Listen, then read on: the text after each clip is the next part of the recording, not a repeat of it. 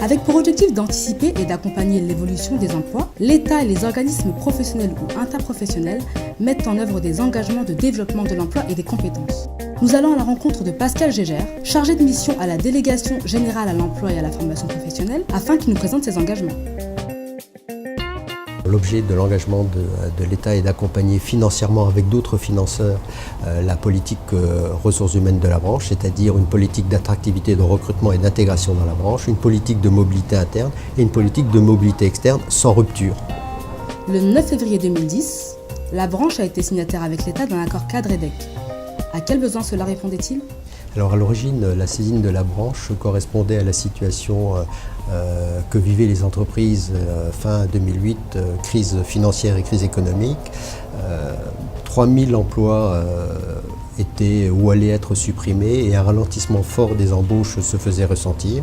Et donc avec la branche, nous avons éprouvé le besoin de répondre à la mise en place de démarches visant à favoriser l'anticipation des entreprises et puis à sécuriser les parcours professionnels des salariés. L'EDEC comporte 3 volets. Pouvez-vous nous en dire un peu plus ? Le premier volet porte sur l'ingénierie d'action innovante.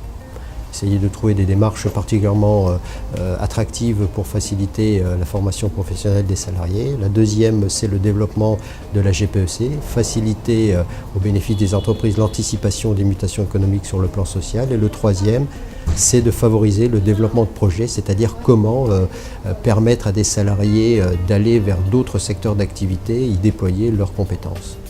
Quels sont selon vous les bénéfices que peuvent en retirer entreprises et salariés ?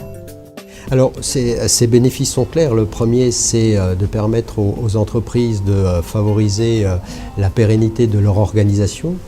Et le deuxième, c'est de veiller à la sécurisation des parcours professionnels des salariés, c'est-à-dire éviter toute exclusion du marché du travail. Est-il possible d'identifier les entreprises pouvant bénéficier de ce dispositif ? Alors les entreprises adhérentes à la branche et plus particulièrement les entreprises de moins de 250 salariés. Et pour les salariés, c'est les salariés les plus vulnérables face à l'emploi, notamment les salariés en deuxième partie de carrière. Quelles sont les démarches à suivre pour les entreprises intéressées ?